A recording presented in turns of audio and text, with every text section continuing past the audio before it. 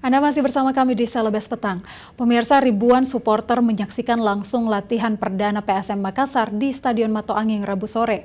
Para punggawa tim Juku Eja kembali ke lapangan usai menjalani libur kompetisi.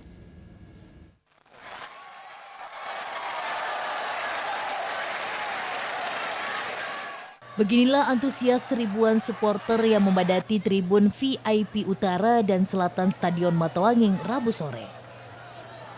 Mereka datang untuk menyaksikan langsung latihan perdana PSM Makassar musim ini. Para supporter juga hadir untuk melihat wajah-wajah baru yang bergabung ke pasukan Ramang. Pelatih baru PSM Makassar, Bojan Hodak, terkesan dengan kehadiran ribuan supporter yang menyambut pemain di latihan perdana. Enthusiasm of the supporters today who came to the stadium. What do you have to say? It's great. In many clubs in Europe, you don't have this even on matches. Iya, katanya bagus sekali.